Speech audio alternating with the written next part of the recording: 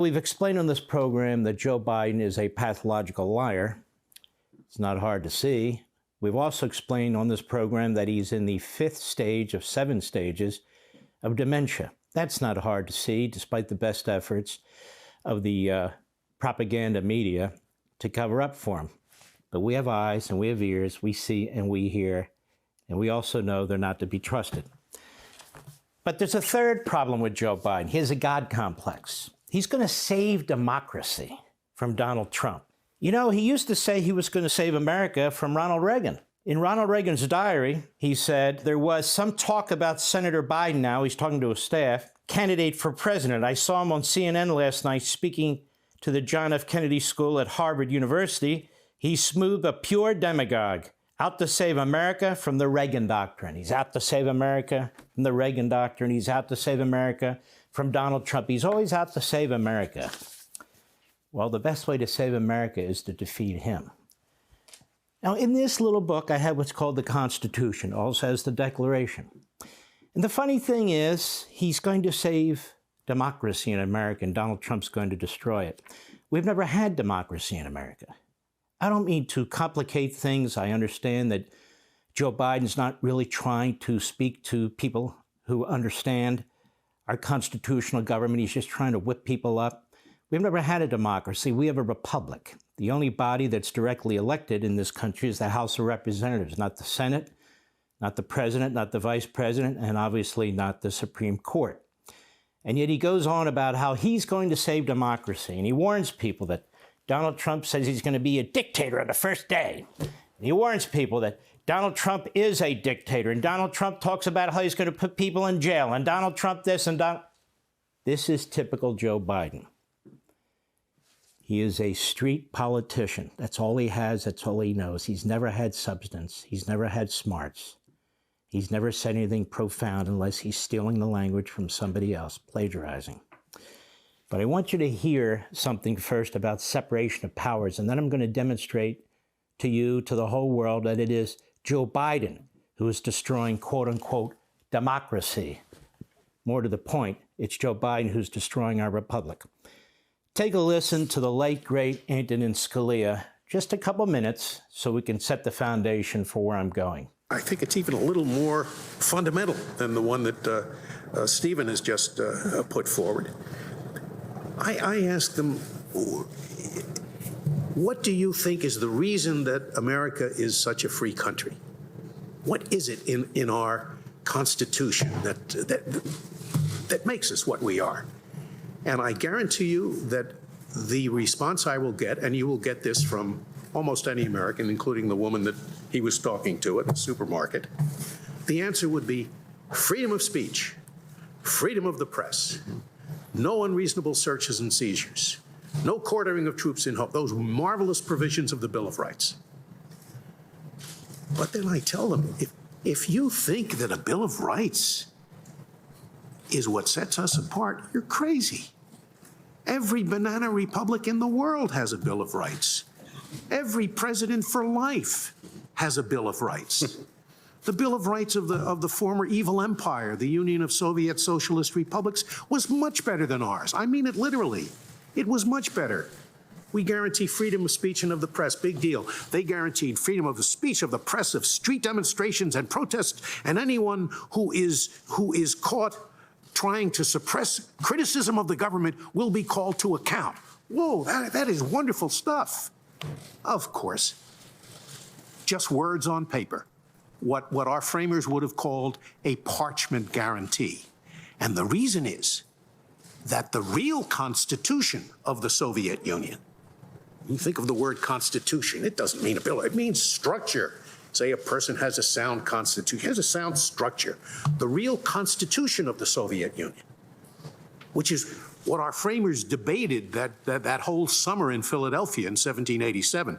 They didn't talk about the Bill of Rights. That was an afterthought, wasn't it? That constitution of the Soviet Union did not prevent the centralization of power in one person or in one party. And when that happens, the game is over. The Bill of Rights is just what our framers would call a parchment guarantee. So the real key to the distinctiveness of America is the structure of our government. One part of it, of course, is the independence of the judiciary. But there's a lot more. Yeah. Separation of powers is the key. You know, they talked about mixed government, the ancients, Aristotle and others. John Locke talked about different branches of government. Montesquieu, who is cited in the Federalist Papers numerous occasions, he talked about the legislative, the executive, and the judicial. And he's quoted in the Federalist Papers, and it's crucial to our Constitution, Article 1, Article 2, Article 3. And the point is that power needs to check power. That's what Montesquieu said. That's what everybody says. Power needs to check power, or you're not going to have liberty, and you're certainly not going to have a republic. And that's the problem with Joe Biden. He's destroying separation of powers. It's not about democracy. It's about republicanism and the Constitution. I know this audience understands, even though other audiences may not. I want to give you an example.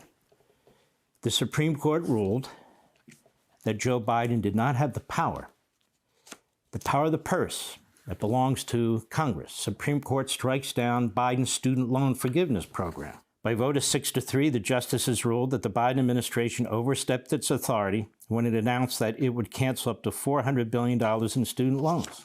Well, that's important. The power of the purse belongs to Congress, specifically the House. Chief Justice Roberts wrote for the court in Biden versus Nebraska, characterizing the decision as straightforward interpretation of federal law, which it was. The HEROES Act, Robert emphasized, gives the Secretary of Education the power to waive or modify laws and regulations governing the student loan programs. Congress uses the word modify. Means that Biden administration can make modest adjustments and additions to existing provisions, not transform them. And yet Biden has violated the Supreme Court's decision. He defies it. And he does it proudly. I want you to listen to this, and it's not the first time he's done it. Supreme Court blocked me from relieving student debt, but they didn't stop me. So far, I've relieved student debt for nearly 5 million Americans. A significant number are black borrowers.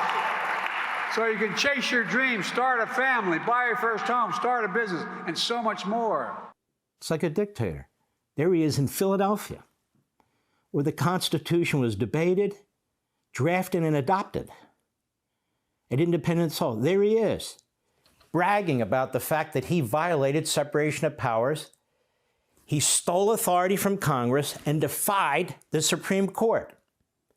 That's tyrannical. In fact, over the course of the last few years, he's not only violated that order on the student loans, that is the Education Department, the federal eviction moratorium nationwide that he issued through the CDC, the court struck that down. That affected over 80 million people. He said, you don't have the authority to do that. The vaccine mandate on larger businesses that affected 80 million Americans through OSHA. Court struck it down, said you don't have the authority to do that. The move to eliminate fossil fuels through the EPA, struck down. The court said you don't have the authority to do that. It's called separation of powers. And it's horrendous, ladies and gentlemen. Even the New York Times, a few days after Biden was sworn into office, ease up on the executive actions, Joe. Ease up on the executive actions, Joe.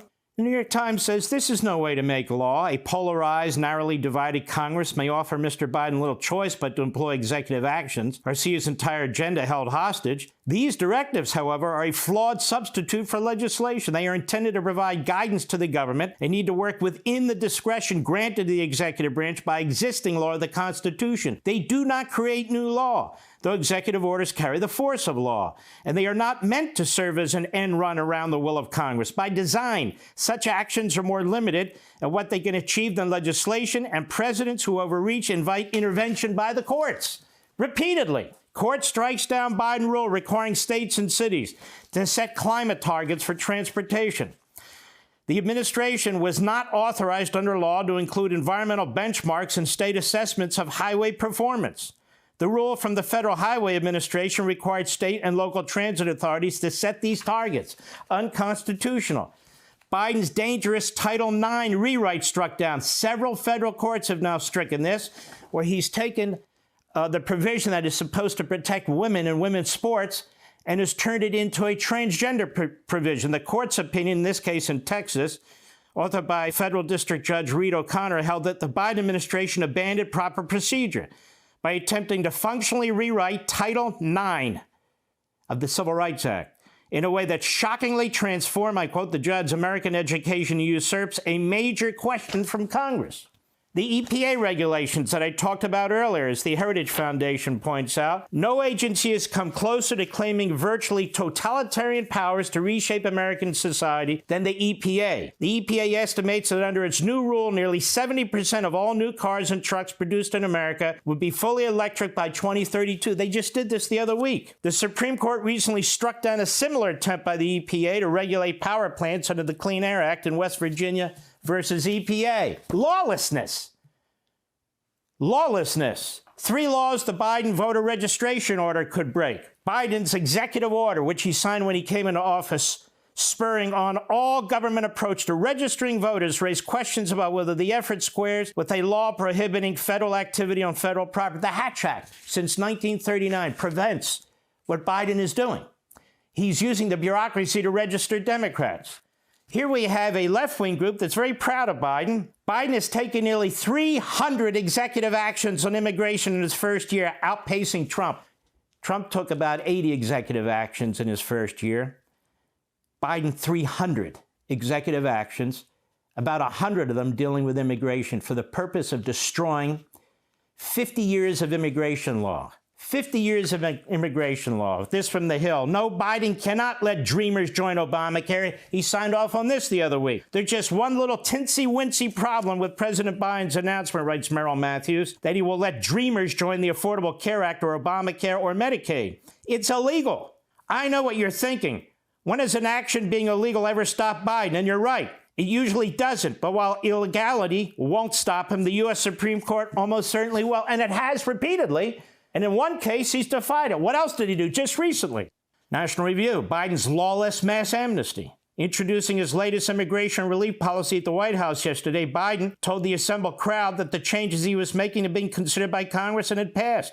Then correcting himself, he conceded. It wasn't true. Rather, he admitted he was announcing yet another executive order. His argument seems to be, if Congress doesn't act, I will. That's not how separation of powers works.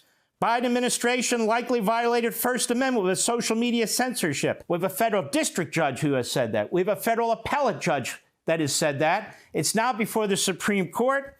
The Fifth Circuit U.S. Court of Appeals ruling says the White House likely, quote, coerced the platforms to make their moderation decisions by way of intimidating messages and threats of adverse consequences. And it goes on. Does that sound like a man who supports democracy? Remember this memo from the Biden administration? Threatening parents at school board meetings?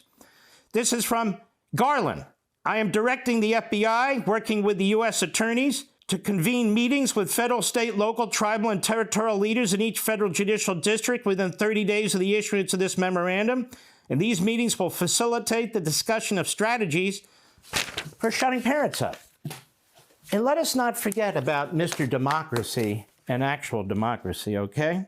Joe Biden didn't just compromise with segregationists, he fought for their cause in schools. In a 1975 Senate hearing, the legendary civil rights lawyer Jack Greenberg had something to say to a freshman Senator Joe Biden.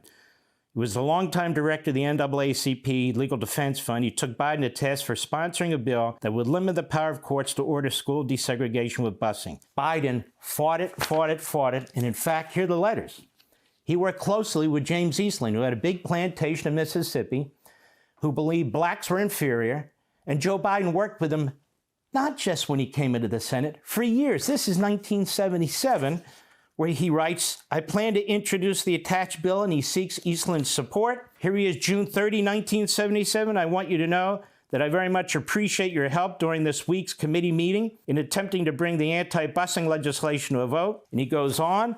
Here we have July 13, 1977, to Eastland. This is to thank you again for your efforts to support my bill to limit court-ordered busing and so forth. Here he is again, August 22nd. Mr. Chairman, as you will recall, last fall you supported S-1651. Again, he's talking to Eastland, thanking him again.